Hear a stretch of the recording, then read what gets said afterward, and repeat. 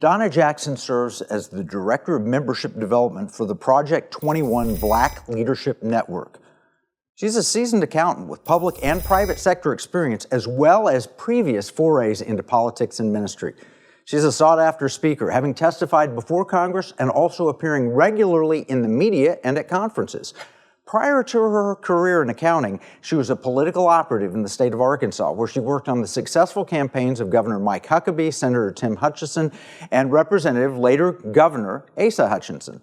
She currently serves as an advisory board member for the Independent Women's Forum, IWF, Center for Energy and Conservation, member of the Board of Directors of the Conservative Caucus, a member of the Heritage Foundation African American Advisory Council, and a member of the Board of Advisors of Our America. Welcome, Donna, to the Economic War Room. Thank you for having me. It's a pleasure. I've really been looking for this opportunity. Well, we're so grateful to have you. And, I'm curious, there's so much we can talk about, but this Project 21 thing, it pops up, and every time I see anything from Project 21, I say that is the most rational perspective that could be shared. It's honest, it's compassionate, it's human. I love it. Tell us about Project 21. So Project 21 actually was started during the George Floyd riots, when people said the only way that African Americans know how to respond is to tear up their community. That's not right. There's actually level-headed African Americans that take pride in the fact that we are a part of this American dream. We want to build strong families, strong communities. We want to be economically and financially secure. We want the same dream that every other American wants. So we don't want government dependency. In fact, we want less government, because who's been more restricted by government policies than the minority community, that actually where you have government that thinks they own us and basically have actually stopped the progress of upward mobility for most African Americans. So we bring that balanced view so that people understand the truth and not believe the activist point of view. You know what I love is the idea that you recognize that they're people, individuals, not just a collectivist group that has to do a certain thing. When I heard President Biden say, "You ain't black unless you're voting for me," you get the idea that he's not treating African Americans as individual Americans that have their own thoughts, their own ability to discern and understand and so forth. He's just saying, no, you're my political group that we own. And that frightens me. That's the way you take away people's freedoms. Because if I have a thought that says, you know what, prosperity for my family means having good education for my kids. Prosperity for my family means that they're not indoctrinated with pornography in school, that they believe in a strong nuclear family. If you tell someone that they're part of a collective, then that means I have to forego my right and freedom in knowing what's best for my family and give that up to the group whose agenda may be directed by people who are nefarious and want to actually destroy the community and the country. Speaking of community, so that's important to recognize. Absolutely. I grew up in Tulsa, Oklahoma, where Black Wall Street was, one of the strongest communities in the entire country. It was a free enterprise community and so forth. And it was destroyed by racism, where they came in and said, look, we're not treating you as people and individuals. We're going to push you out because you're a threat to our political power. And right now, you, Project 21, you're a threat to the political power of those who would, Marxist, communists, those that would control all of us. And so your voice is very important. Absolutely. We stand for freedom. And freedom comes from less regulations, from consumer choice, for being able to decide what's the best fit for my family. Well, and you support, education rather than indoctrination. Why is it that we can't provide a decent education for every family? And why do we have to stand for complete government control of schools where they're just forcing propaganda? For example, I saw this article you wrote for Fox News, the Biden administration's biased electrical vehicle agenda. They're indoctrinating kids with this climate change fear, but you have a different perspective. Absolutely. I don't want to say they're racist, but if they weren't, they wouldn't have to do a single thing differently. Listen, the automobile represents freedom.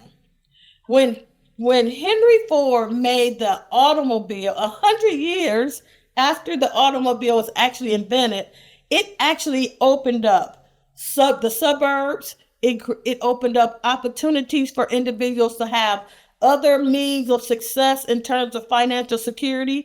It actually opened up the hospitality, created the hospitality, leisure. It created, it pulled families together.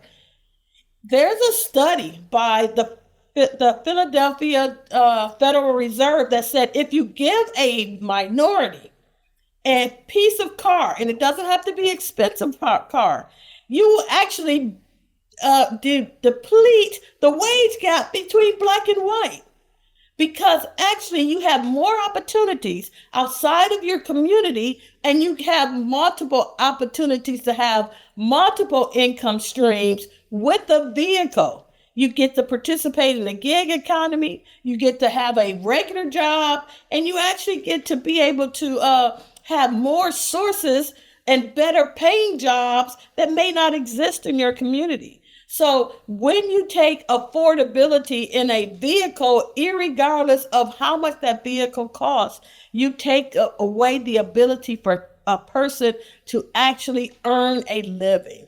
So what if they took all of the used gasoline-powered cars off the road and forced an immediate mandate of electric vehicles? Would that widen the wealth gap? Is that what you just shared?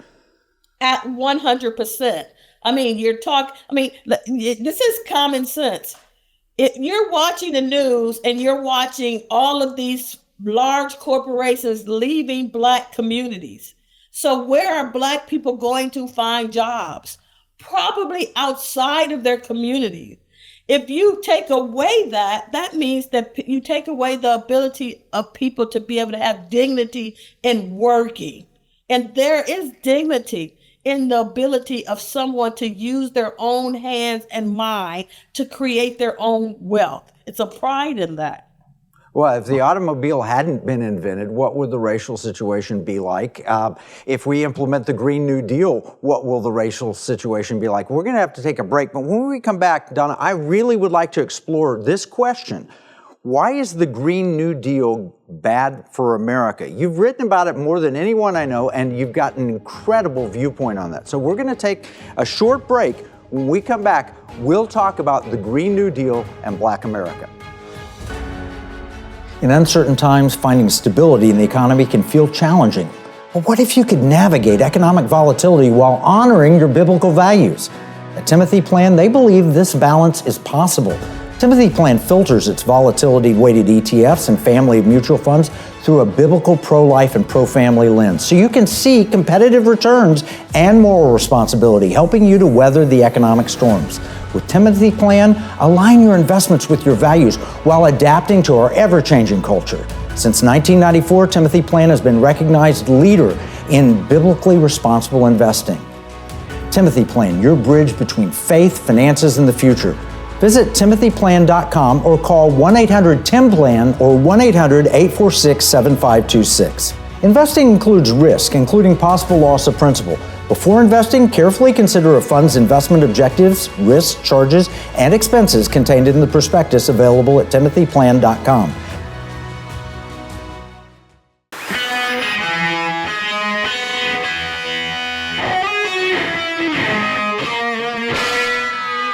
Somewhere a perversion has taken place. Our natural unalienable rights are now considered to be a dispensation of government, and freedom has never been so fragile, so close to slipping from our grasp as it is at this moment.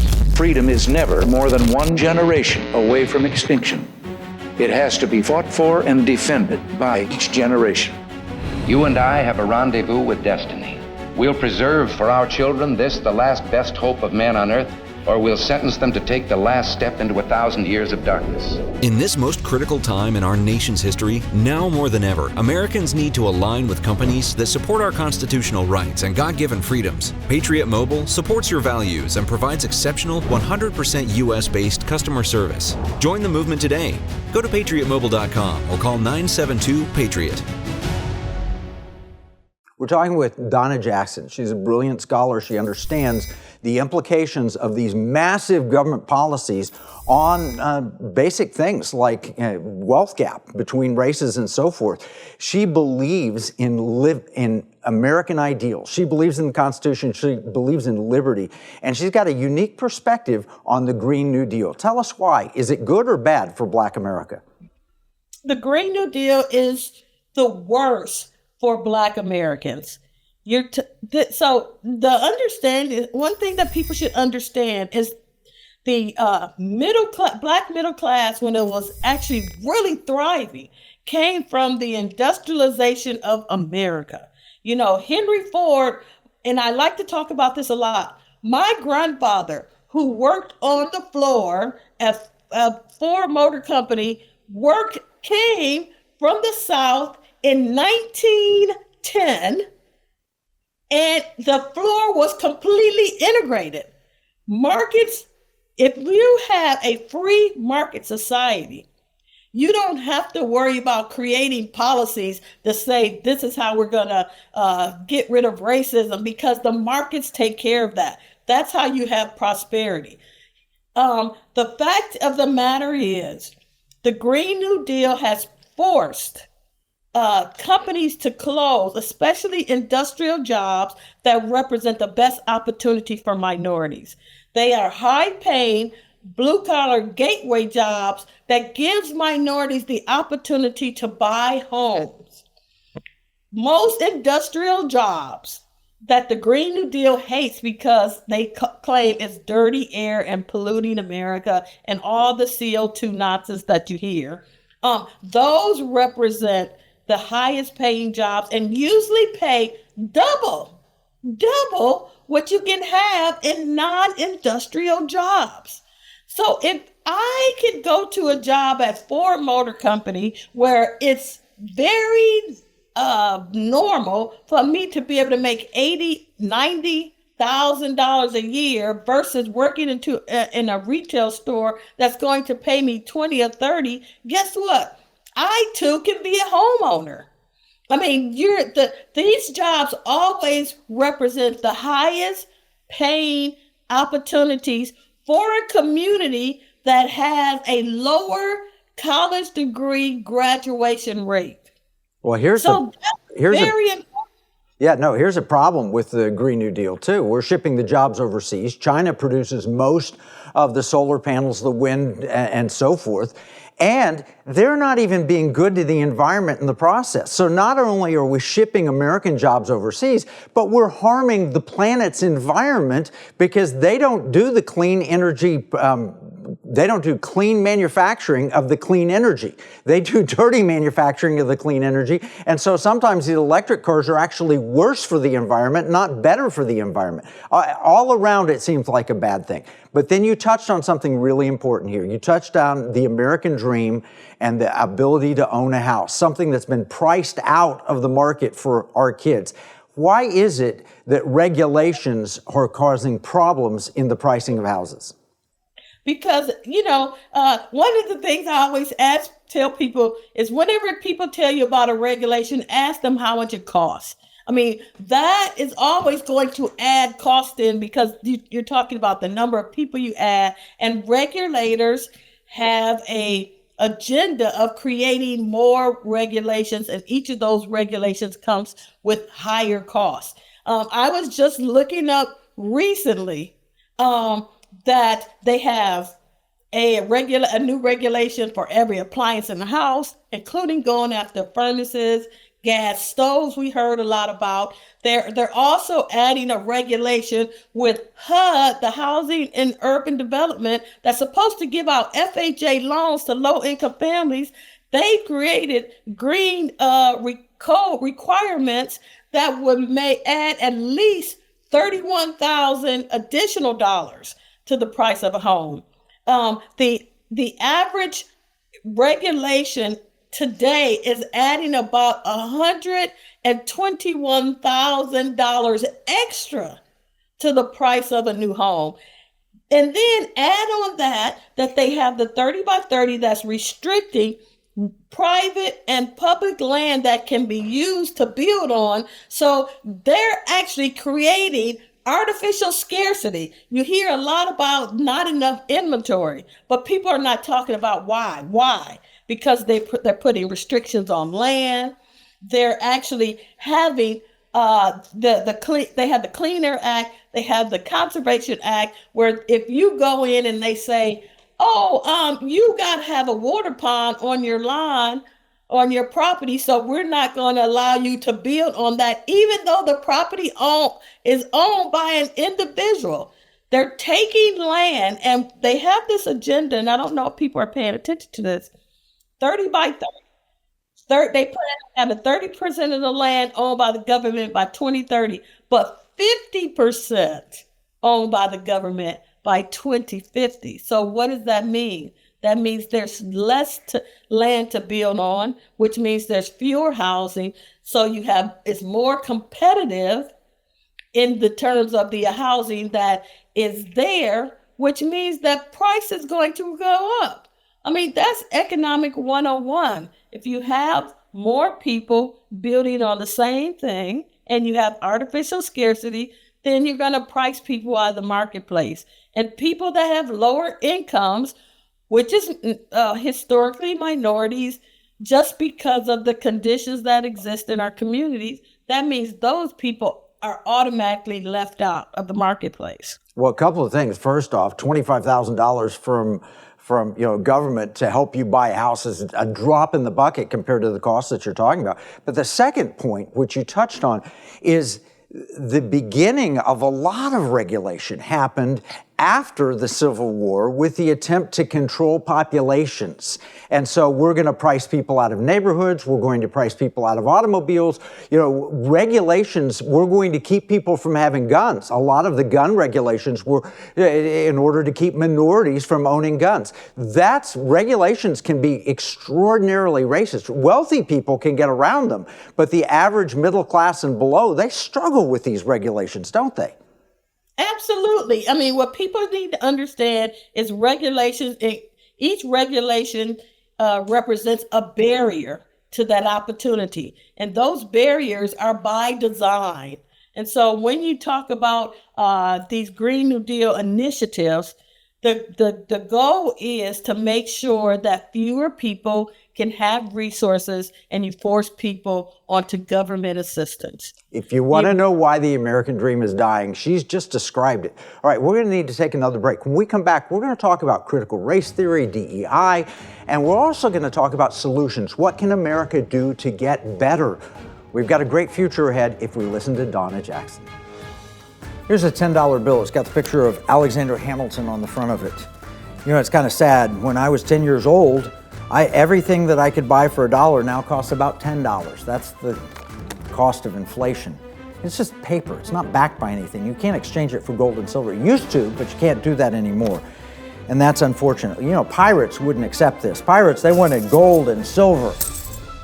Patriots, the founders of this nation, also wanted gold and silver coin. In fact, they put a provision in the Constitution, 17 words, that said states could only make gold and silver coins tender within the states. That's why I wrote this new book, Pirate Money, Discovering the Founders' Hidden Plan for Economic Justice and Defeating the Great Reset. It will explain exactly the history of money and exactly why gold and silver coins can be made modern with new technology and a useful monetary system. PirateMoneyBook.com.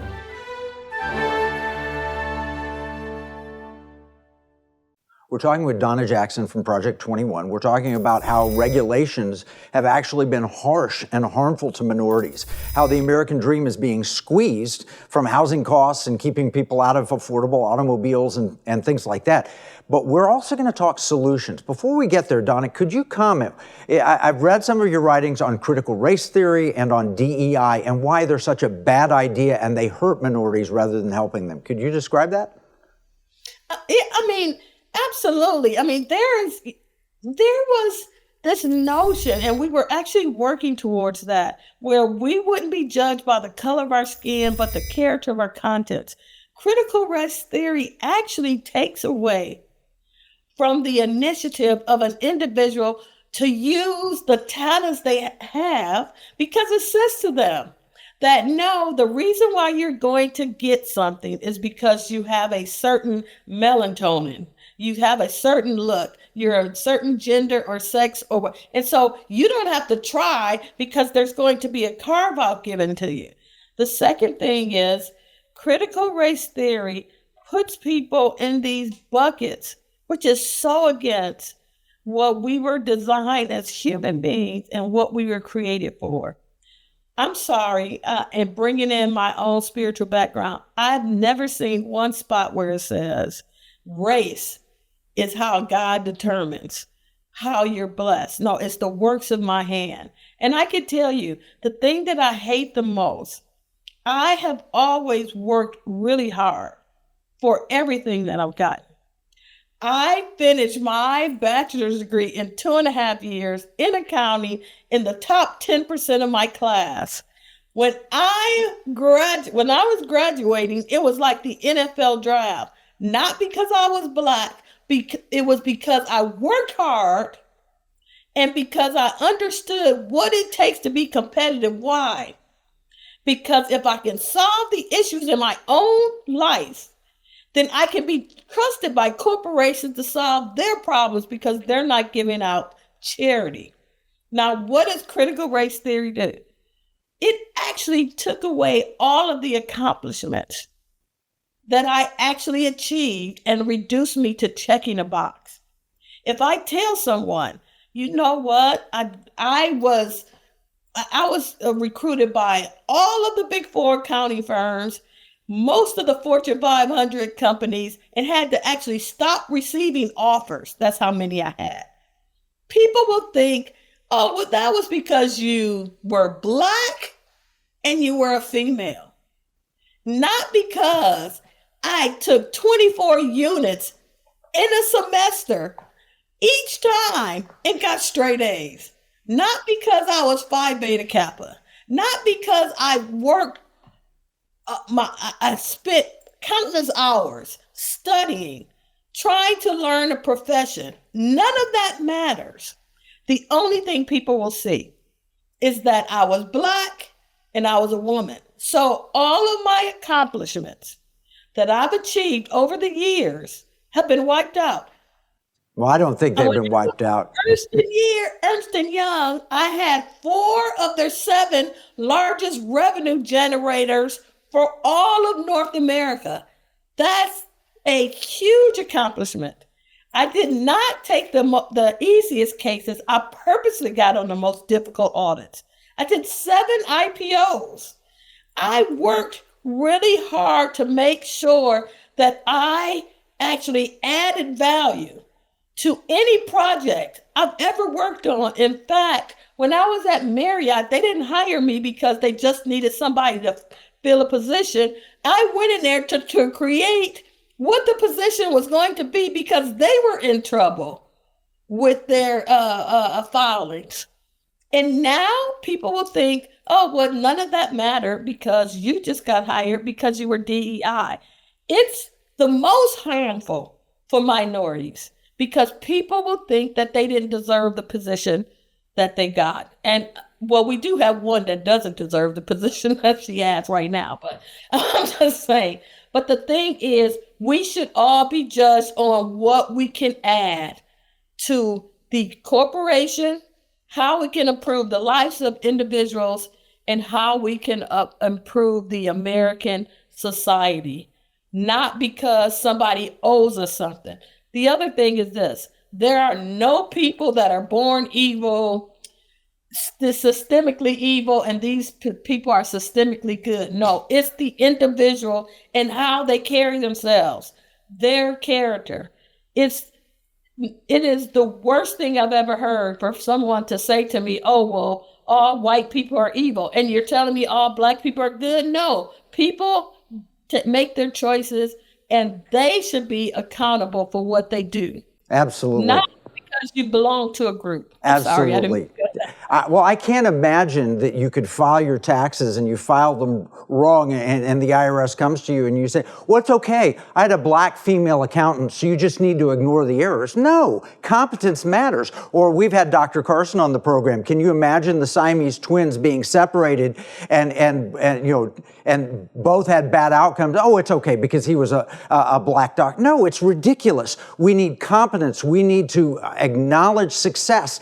And people are people, just like you said. All right, we've got about a minute left. Donna, tell us, what should America be doing to shrink that wealth gap? You've already covered reduced regulations, but also to make for a better society. How can we end this racial divide that we're facing? People, it's not, I used to tell people it's not a bad thing to experience challenges. Actually, it's a good thing, because if I can experience challenges, that means I can be able to help other people solve issues, corporations, organizations. And I think that we should hold everybody to the same standard, because when you tell someone that, I'm sorry, I'm going to give you a different, easier test because I don't think you're competent, that person is not going to have the kind of confidence they need to actually solve a problem. The truth of the matter is, adversity builds character. It builds skill sets that allow you to be able to improve the lives of not only yourself, but America as a whole. What I hear you saying, Donna, is treat people like people, not race. Treat people like people. It's a beautiful message. All right, how can people follow your work? Where's the best way to follow Donna Jackson? Yes, you can follow us at thenationalcenter.org, Project 21. We have common sense. The dreams that America has is the same dreams that Black Americans have, and that is what our Constitution provides for us. Hey, we're going to summarize all this in our free economic battle plan. You can get it at economicwarroom.com. This is Kevin Freeman from the Economic War Room.